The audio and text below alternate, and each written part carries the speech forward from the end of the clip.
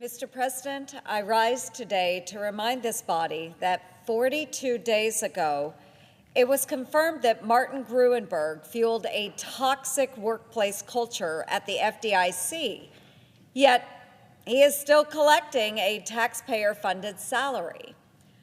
On his first day in office, President Biden said, and I quote, "I'm not joking when I say this.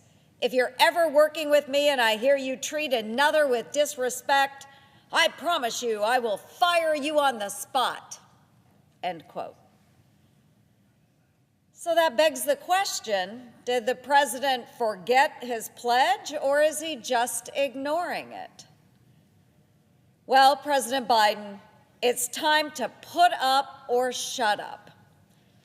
At Chairman Gruenberg's FDIC, employees stalked one another. They sent coworkers unwanted sexual photos of themselves and others.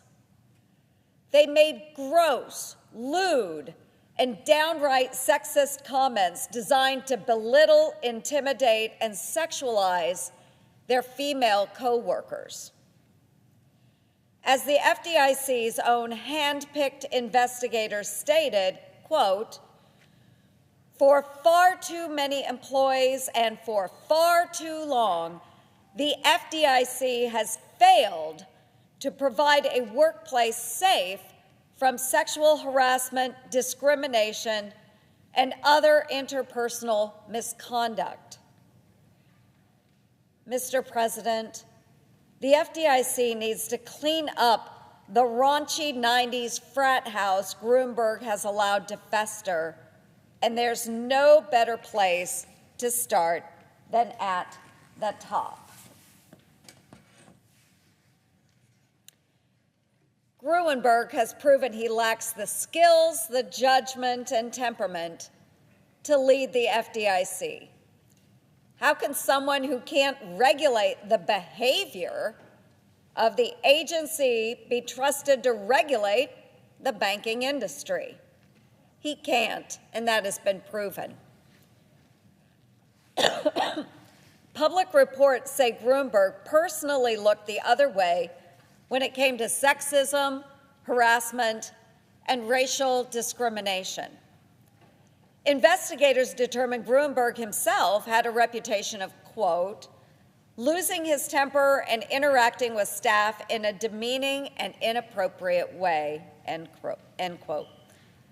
They also claimed Gruenberg was either unable or unwilling to recognize his failures, except when the writing was on the wall.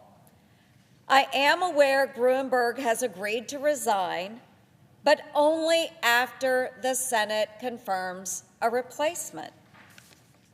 By his own admission, Gruenberg must resign, not tomorrow, not next week, but today. But we all know why he's refusing to just quit today.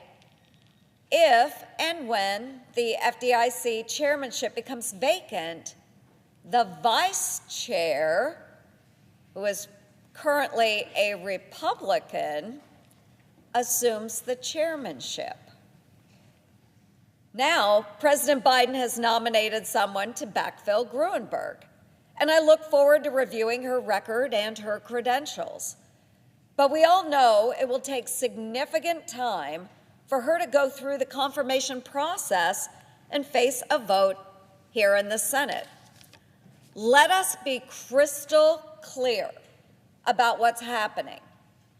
President Biden is letting a dirtbag run the FDIC for who knows how long because he cares more about politics than protecting women in the workplace. Mr. President, integrity means doing the right thing when no one is looking. At this turbulent time, the FDIC deserves a leader who acts with integrity, and Gruenberg's conduct doesn't fit the bill. Simply put, the time has come to turn the page on Martin Gruenberg. President Biden should put his money where his mouth is and fire him. But since Biden doesn't seem to remember his own pledge, It is the responsibility of the Senate to remind him of it. And for that reason, as if in legislative session, I ask unanimous consent that the Senate proceed to the consideration of S. Resolution 742, which is at the desk.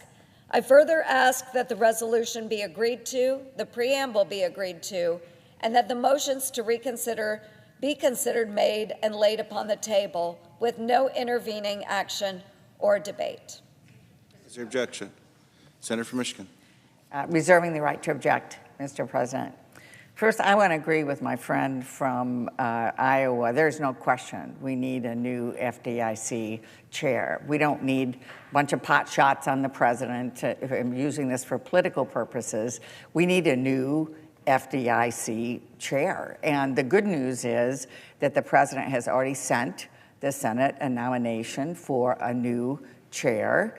So first of all, this resolution isn't necessary, and it's not going to do anything to improve the culture of the FDIC. I wish it would, but it won't. The reality is that the Banking and Housing Committee is moving quickly to consider and report out the nomination.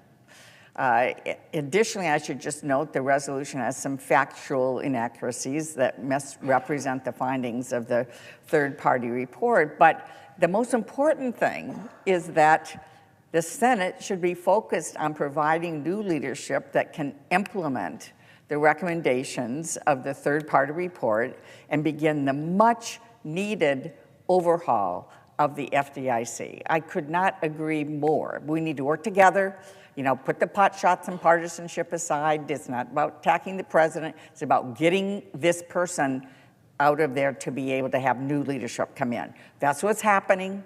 That person has been nominated. The Banking and Housing Committee are moving forward, and that's where we need to be focused. Anything else is just wasting time. So with that, I object. Objection is heard. Mr. President. Senator from Iowa. Well, Mr. President, the women of the FDIC do deserve more than a fly-by-night confirmation. This needs to be carefully considered. Simply put, this position at this time is too important. And we are talking about an agency that for literally decades has been plagued by some of the most toxic working conditions that any of us have ever seen. So we know that President Joe Biden has nominated Commissioner Romero to replace a scumbag. We know that. But it doesn't mean that her nomination shouldn't be carefully scrutinized. So we do hope that we can put some time and consideration into the nomination. But I would say that getting rid of Martin Gruenberg today would state to the employees of the FDIC that the president takes these allegations seriously and that he does want to prevent sexual harassment, and hopefully setting the stage for future leaders within the FDIC, because right now those employees do not feel that they have been heard. And by allowing Martin Gruenberg to continue in the position, it's just furthering the way they feel. And they feel very little at this time. Sexual harassment has no place in this workplace or any workplace. The president needs to send a strong message to the FDIC that it will not be tolerated. Thank you, Mr. President.